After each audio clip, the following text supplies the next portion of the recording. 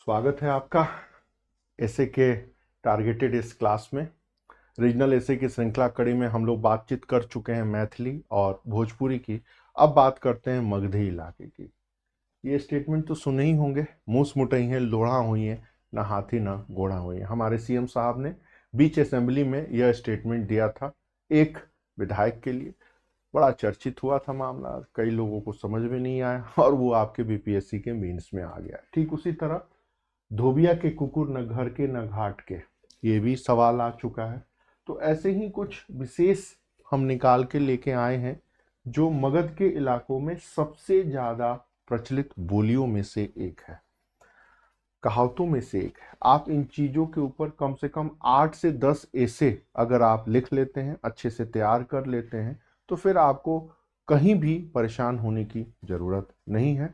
आप मेंस के कोई भी ऐसे आए आप लिख लें। तीसरा है माल महाराजा के मिर्जा खेले होली, मतलब पैसा किसी और का, यूज कोई और कह रहा है। ये बड़ा पॉपुलर है। इसी के साथ है मियाँ की दौड़ मस्जिद तक, माल महाराजा के मिर्जा खेले होली। अब आप इसमें बता सकते हैं कि अधिकांश, थोड़ा सा इंट्रो देने के बाद कंक्लूज करिए कि यह सोसाइटी के बारे में बता रहा है, यह लोगों के फितरत या व्यक्तित्व के बारे में बता रहा है। इसको हम आप विकासशील देशों के कल्याणकारी योजनाओं के बंदर बांट से देख सकते हैं।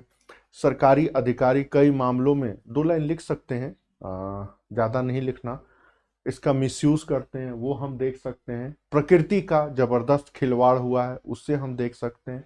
कहने का मतलब है इस स्टेटमेंट को आप अपने समाज से, आप अपने व्यक्तित्व से, आप अपने समाज में रहने वाले लोगों से, आप विकासशील देशों से, आप प्रकृति पर्यावरण से, आप ग्लोबल वार्मिंग की समस्या से, कैसे भी डायमेंशन से जोड़ सकते हैं। बट कितने डायमेंशन से जोड़ना है ये क्लियर होना चाहिए, वर्ड लिमिट के अनुसार होना चाहिए। इंट्रो कहाँ होगा, कंक्लूजन कहाँ होगा, और जो बीच के 3 एनालिटिकल पार्ट है उसके अनुसार ये फिट होना चाहिए। अगला, मियाँ की दौड़ मस्जिद तक, यह बताता है कि समाज में कुछ लोग होते हैं जो कुछ ही काम करते हैं, उसके अलावा वो काम नहीं करना चाहते हैं। एक बच्चे ने पूछा सर इसको कैसे एक्सप्लेन करेंगे, तो एक ये कहावत है कि मियाँ की दौड़ मस्जिद तक, हालांकि आएगा नहीं इस तरह के स्टेटमेंट, बट बड़ा पॉपुलर कहावत है कि एक व्यक्ति जो सिर्फ एक ही काम करता है, अन्य कोई कार्य नहीं करता।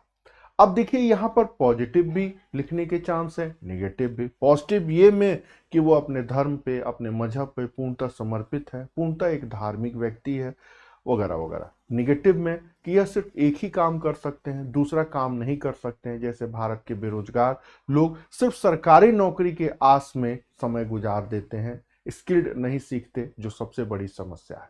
दूसरा, आप इसे डेमोग्राफिक प्रॉब्लम से जोड़ सकते हैं, आप इसे बेरोजगारी से जोड़ सकते हैं, आप इसे हिंदी भाषी राज्यों की समस्याओं से जोड़ सकते हैं, आप भारत जैसे देश में इनोवेशन के सही तरीके से इम्प्लीमेंट न होने की मानसिकता से जोड़ सकते हैं। आप विकासशील देश जो हमेशा यूएन के पास या डब्ल्यूएचओ के पास या डब्ल्यूटीओ या फिर आईएमए के पास, वर्ल्ड बैंक के पास पैसा मांगने चले जाते हैं, उनसे आप जोड़ सकते हैं, वगैरह वगैरह वगैरह।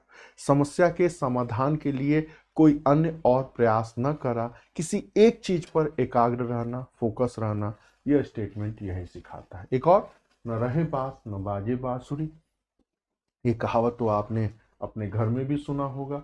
राम मिलावल जोड़ी एगो आन्हर एगो कोढ़ी, बहुत पॉपुलर है। गठबंधन की राजनीति भारत में, जब दो विपरीत गुण वाले लोग मिलते हैं और कोई वो सार्थक कार्य नहीं करते और उनका हर कार्य, प्रत्येक कार्य निरर्थक होता है, तो इस कहावत को बोलते हैं राम मिलावल जोड़ी एगो आन्हर एगो कोढ़ी। आप इसे पाकिस्तान अफगानिस्तान से जोड़ सकते हैं, आप इसे पाकिस्तान और चीन से जोड़ सकते हैं, आप विश्व में आतंकवाद समाप्त करने की इनकी पॉलिसी से जोड़ सकते हैं, आप अमेरिका से जोड़ सकते हैं इन चीजों को कि अमेरिका और अन्य कनाडा लोग भारत में आतंकवाद को ध्वस्त करने की मांग कर रहे हैं, लेकिन कहीं ना कहीं वो इसके प्रत्यक्ष विकास में या सहभागी बनते हुए देखे जा सकते हैं। यहां भी यह कहावत चरितार्थ होती है।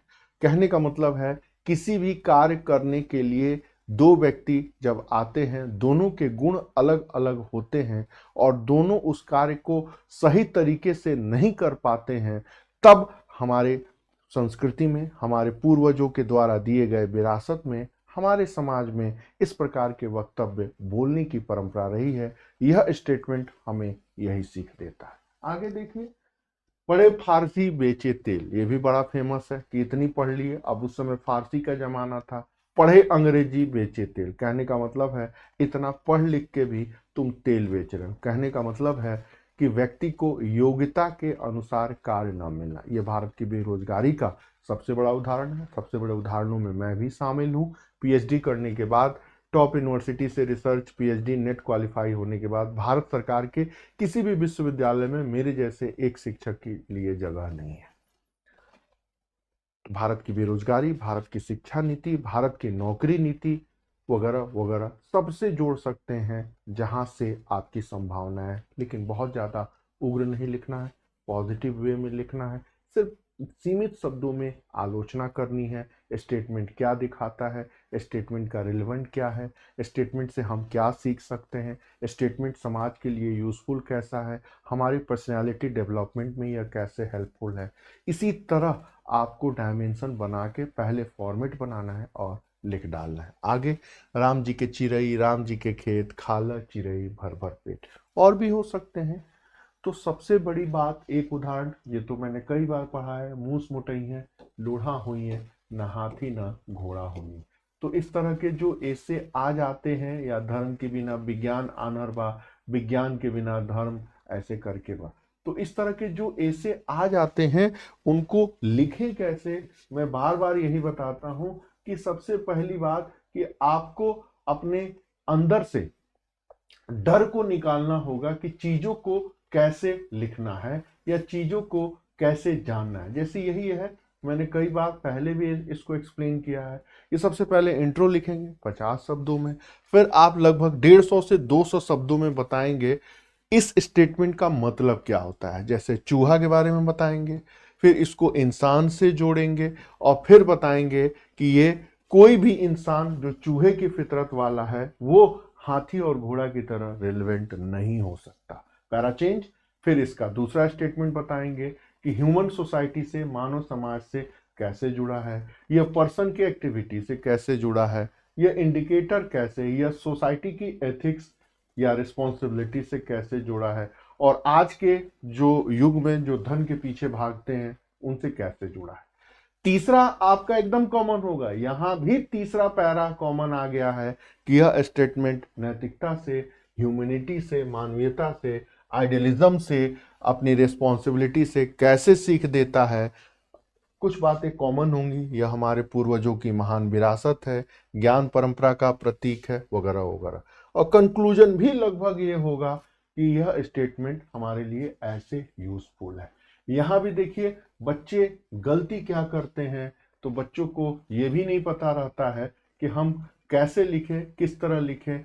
तो फिर हमारे जैसे शिक्षकों की दायित्व तो होता है कि आप फॉर्मेट बनाइए, प्रेजेंटेशन करिए, यहाँ लिखिए, ये ठीक है, इसमें जीएस का प्रभाव आ रहा है, वगैरह वगैरह। तो 10 से 15% नंबर आपका बढ़ सकता है।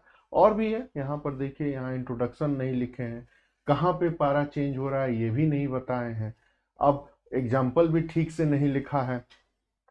फिर कॉपी चेक करके कोई भी टीचर है जो मेरी तरह है आपको बताता है ऐसे ऐसे ऐसे ये करना है, ठीक। और भी देखिए, यहाँ पे जो भी बच्चे गलतियां करते हैं उनको यही बताया जाता है क्या। जैसे ये देखिए, इंग्लिश मीडियम के एक स्टूडेंट्स हैं, उन्होंने, मैंने बताया कि भाई आप अपने स्टेटमेंट में हिंदी का प्रयोग जरूर किया करिए एक पन्ने पर। इन्होंने बहुत अच्छा लिखा, लेकिन अच्छा लिखने के साथ साथ ये देखिए यहाँ पे क्या लिख रहे हैं, ये भटक गए, लिखते लिखते ये कहीं और चले गए। मतलब ये कनेक्ट ही नहीं हो रहा है ऐसे से, इसमें कहाँ इतिहास आ जा रहा है, कहाँ समाज आ जा रहा है, कुछ पता नहीं लग रहा। फिर आप अगर यहाँ इनके अगले पन्ने को देखें तो कुछ अलग चीजें नजर आने लगेंगे। ये देखिए, जैसे अगर आप देखेंगे, ये इन्होंने ऐसे लिखा है, पद्मावत पहले लिखा, राजा राम मोहन राय बाद में लिखा। अब पद्मावत तो अभी फिल्म बनी है और राजा राम मोहन राय उस समय के हैं। तो यही नॉर्मल गलतियां बच्चे लोग करते हैं और उनके समझ में नहीं आता है कि क्या लिखना है क्या नहीं लिखना है, ना मीनिंग है, ना ये है, ना वो है। अब ये चीजें यहीं तक सीमित नहीं है, आगे भी देखेंगे ना तो इस प्रकार की गलतियां आपको दिखी जाएगी, और इसको सुधारना ही मेन इंपॉर्टेंट होता है। अगर आपको समझ में आ जाए कि पैराग्राफ मैनेजमेंट क्या होता है,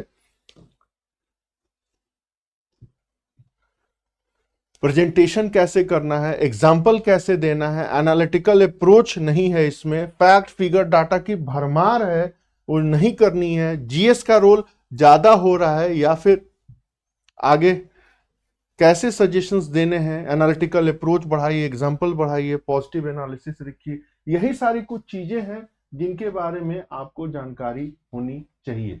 तो बात मगधी की हो तो इनके ऊपर आप कम से कम 10 महत्वपूर्ण ऐसे निकालिए और उसको लिख लीजिए, समझ लीजिए, लिखना आ जाए ये महत्वपूर्ण है।